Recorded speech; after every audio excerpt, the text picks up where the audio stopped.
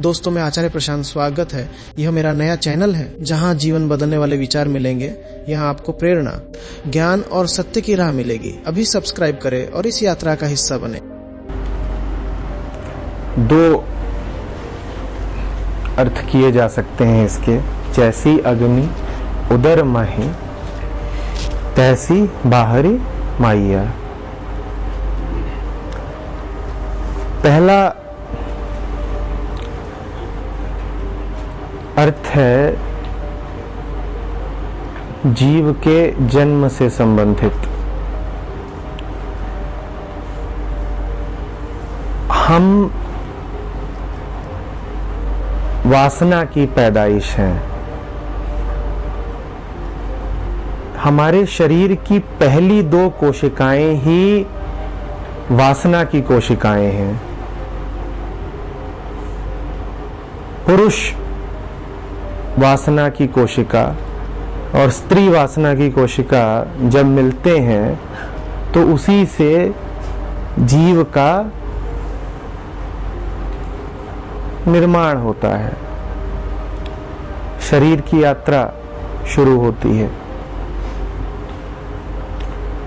जिसे हम शरीर जीव कहते हैं। उसकी यात्रा की शुरुआत ही अतृप्त इच्छा, देह भाव से है। ये बात सांकेतिक है, बहुत दूर तक जाती है कि समझ लो कि आगाज ही कैसा हुआ था तो अंजाम क्या होना है स्पष्ट है। जिसको तुम मैं कहते रहते हो, वो अस्तित्व में ही तब आया जब 2 शरीर वासना के क्षण में मिले।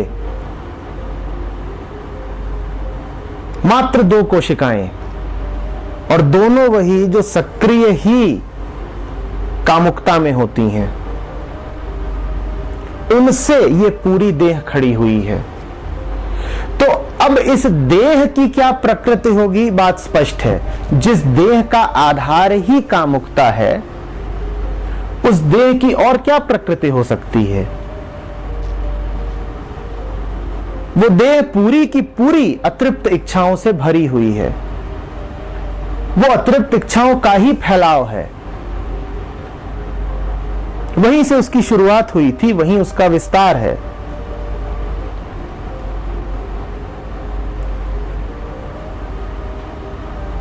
जैसी अग्नि उदर माही, जिस आग से गर्भ की स्थापना हुई थी, तैसी बाहरी माइया, वही आग संसार में दिखाई दे रही है।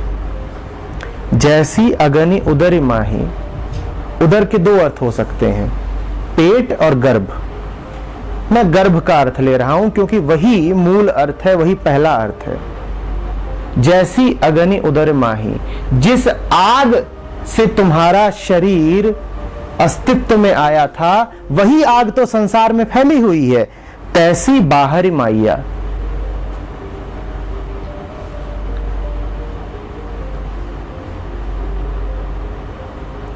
अतृप्त इच्छाएं ही जन्म लेती हैं, कुछ और नहीं जन्म लेता।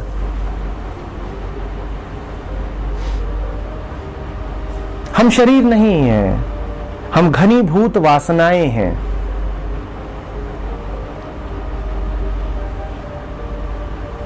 जिसको हम कहते हैं कि आज जन्म हुआ है, वो कुछ नहीं हुआ है, बस वासनाएं साकार हो गई हैं। सूक्ष्म से स्थूल देह ग्रहण कर ली है उन्होंने।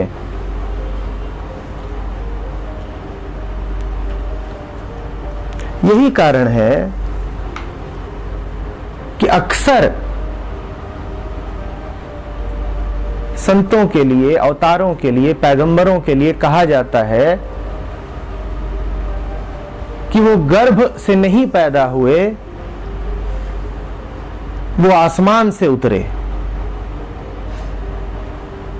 यदि जीसस की मां को कुमारी कहा जाता है तो उसकी यही वजह है कि जीसस पूर्ण के बेटे हैं, सन ऑफ गॉड।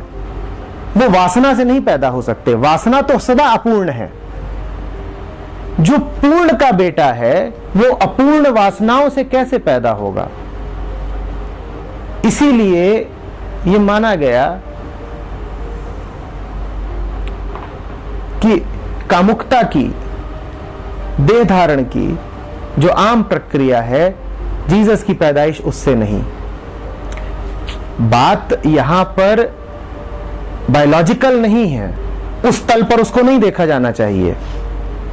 बात लाक्षणिक है, उसको वैसे ही समझा जाना चाहिए। जो शरीर से उत्पन्न हुआ है वो सदा सीमित रहेगा। वो कैसे दावा करेगा कि मैं तो पूर्ण का बेटा हूं? नहीं कर सकता। हम नहीं है पूर्ण के बेटे, हम तो कामुकता के किसी क्षण में अस्तित्व में आ गए थे।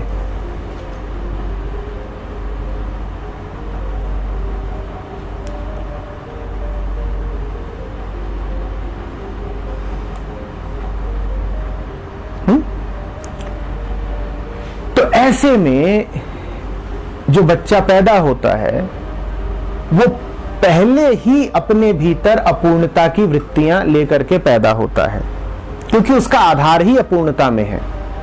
हर बच्चा पैदा ही अपूर्ण होता है। बात समझ में आ रही है? पहला कदम ही अपूर्णता का है जब, तो आगे की यात्रा कैसी होगी?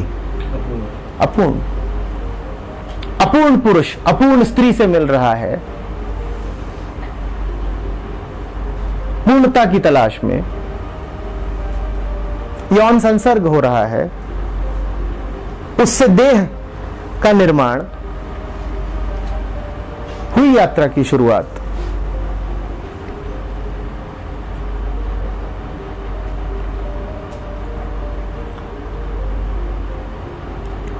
तो जो ये बच्चा है इसको खाली मत समझ लेना। टैबुला रासा की जो बात है वो बड़ी अधूरी है, जो ये कहा जाता है कि बच्चा एक खाली पात्र की तरह पैदा होता है। उन्होंने बात समझी नहीं। खाली पात्र होता तो पैदा कैसे होता? पैदा हुआ है इसका मतलब कुछ बात है, वरना पैदा क्यों होता?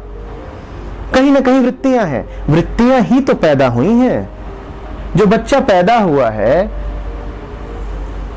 वो अपने साथ घनी वृत्तियां लेकर के पैदा हुआ है। अभी उनमें फल नहीं लगे हैं, पर सारे बीज मौजूद हैं। तो बच्चे की इसीलिए जो सरलता, निर्दोषता हमें दिखाई देती है वो कुछ दिनों की मेहमान होती है, क्योंकि बीज तो डला हुआ है। जल्दी ही तना उठेगा, शाखें आएंगी, पत्ते लगेंगे, फल फूल लगेंगे।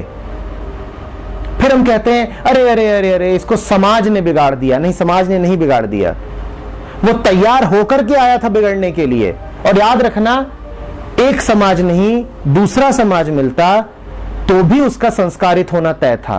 पहले ऐसे संस्कारित हुआ, अब वैसे संस्कारित होता। अभी हिंदू बन के संस्कारित हुआ है, फिर ईसाई बन के संस्कारित होता, पर संस्कारित होना तय था, क्योंकि वृत्तियों ने ही तो जन्म लिया है। वो अपना रंग तो दिखाएंगी।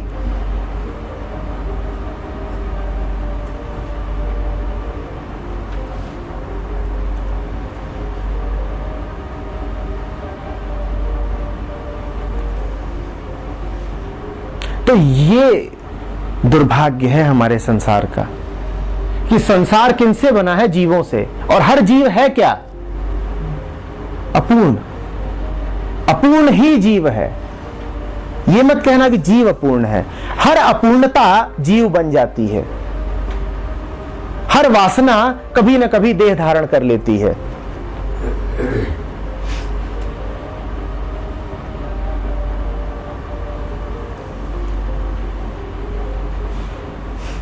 तो कैसा होगा फिर संसार जो इन जीवों से बना है? सुलगता हुआ, जलता हुआ, आग। जो आग गर्भ धारण कराती है, जैसी अग्नि उदर माही, दो जलते हुए जिस्म मिलते हैं और गर्भ धारण होता है, वही आग तो संसार में लगी हुई है। और कोई आग नहीं है, और कोई आग नहीं है।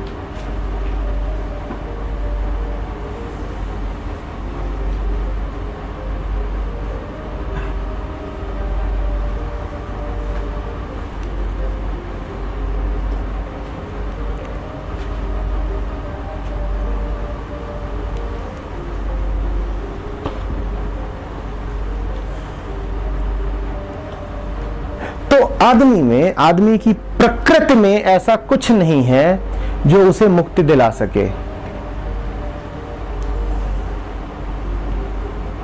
गर्भ से लेकर संसार तक आग ही आग है।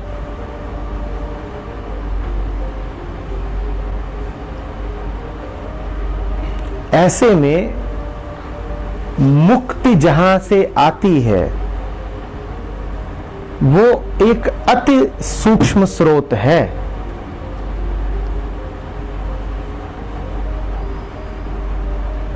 अविश्वसनीय। ये कहां से आ गया? हमने तो वो सब कुछ कर डाला था जो हमें जला ही डालता। हमने तो ऐसा कुछ करा नहीं कि हमें शीतलता मिले। हमारी तो ऐसी कोई पात्रता नहीं। हमारा तो जन्म भी वासना में है और जीवन भी वासना में है, मृत्यु भी। फिर ये मदद कहां से आ गई? हम जल रहे थे, ये फुहार कहां से पड़ने लगी? ये शीतलता कहां से आ गई? इसी को कृपा, अनुकंपा, ग्रेस कहते हैं।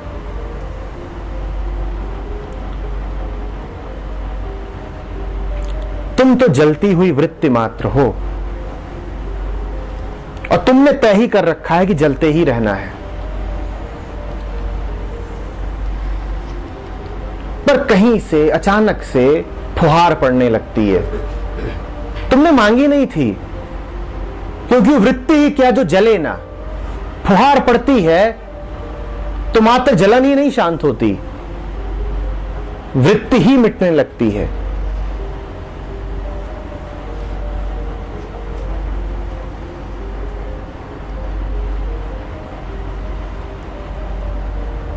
ये पंक्तियां वही फुहार हैं। ये तुम्हें तुम्हारी तरफ मोड़ रही हैं। अपने आप को देखो। वृत्ति वो जो सदा दूसरे की ओर देखे। पुरुष देख रहा है स्त्री की ओर कि मुझे पूर्णता मिल जाएगी, स्त्री देख रही है पुरुष की ओर कि इससे शारीरिक मिलन होगा तो मुझे पूर्णता मिल जाएगी। वृत्ति का काम ही यही है, दूसरे की ओर देखना। जीव का काम ही यही है कि उस लगातार संसार की ओर देखता रहे कि शायद संसार से तृप्ति मिल जाए। संत आए हैं, ये पंक्तियां दे रहे हैं भेंट। जैसी अगनी उदर मही तैसी बाहरी माइया। ये भेंट यही है कि दूसरे की ओर देखना छोड़ो, अपनी प्रकृति को देखो।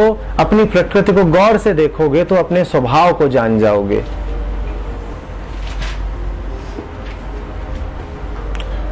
अपनी प्रकृति को गौर से देखोगे तो स्वभाव को जान जाओगे।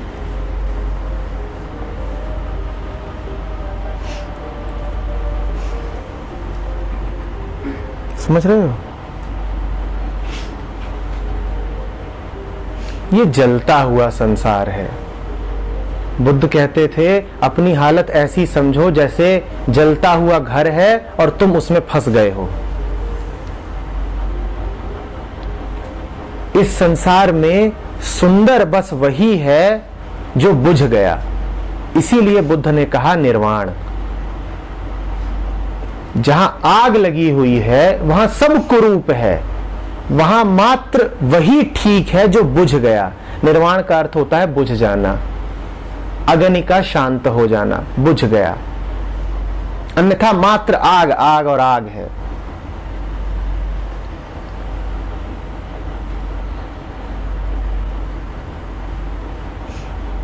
संत कौन? जो बुझ गया, जिसे अब और नहीं जलना।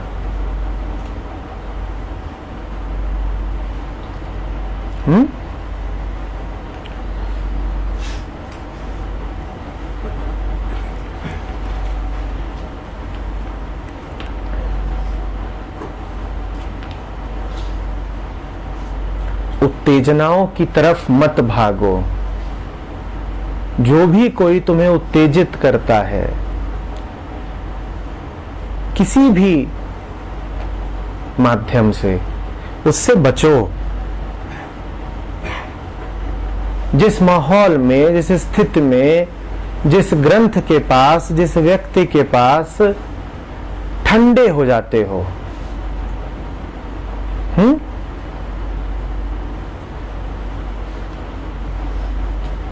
कि जैसे जलते हुए तन को मिल जाए तरवर की छाया, जहां ऐसा अनुभव करते हो वहां जानना कि मुक्ति है, अन्यथा जानना कि वृत्ति है।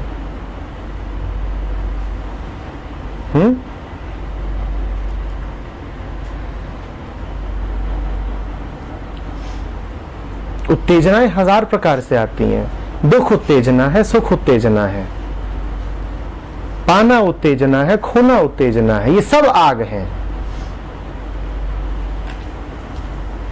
अज्ञान उत्तेजना है, ज्ञान भी उत्तेजना है।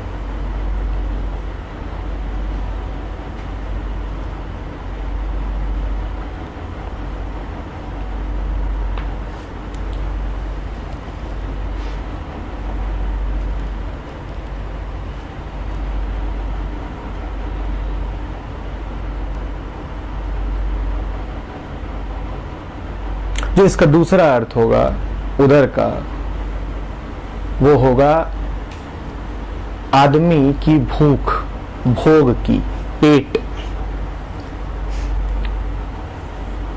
वो अर्थ भी पहले से भिन्न नहीं है, हल्का फुल्का ही देखने का अंतर है। जैसी अग्नि उदर माही, पेट में आग होती है पचाने के लिए, आप जानते ही होंगे।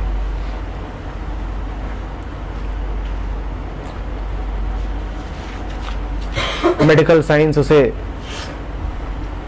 थायराइड का नाम देगा।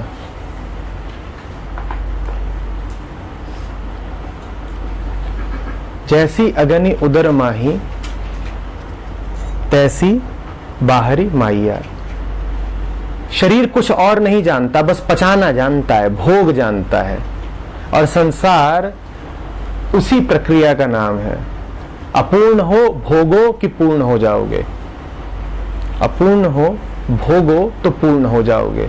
आग लगी हुई है भीतर, पचाओ पचाओ पचाओ, और वो आग कभी शांत नहीं होती।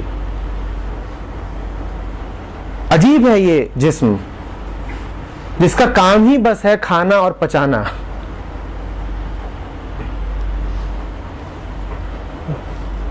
कभी मिले तो उससे पूछिएगा, तूने इतना खाया और इतना पचाया, अब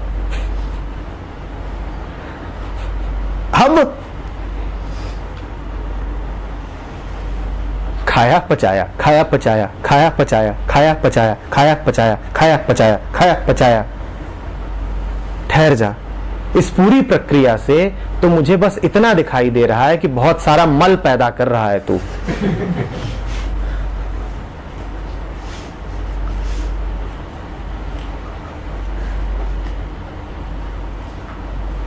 यही इस संसार का स्वरूप है, यही इसकी प्रकृति है। खाओ और पचाओ, भोगे जाओ, भोगे जाओ, भोगे जाओ।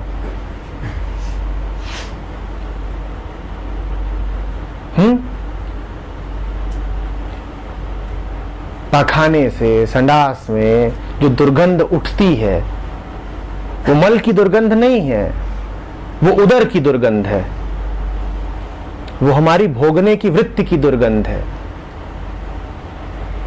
अच्छी भली सब्जी थी, अच्छा भला फल था, उसको टट्टी किसने बना दिया? सुंदर फल था और तुमने क्या करा उसका?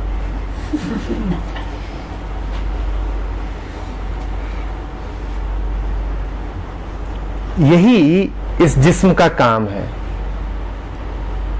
आम लो, फल लो और मल कर दो। इंसान जिस पर भी हाथ रखेगा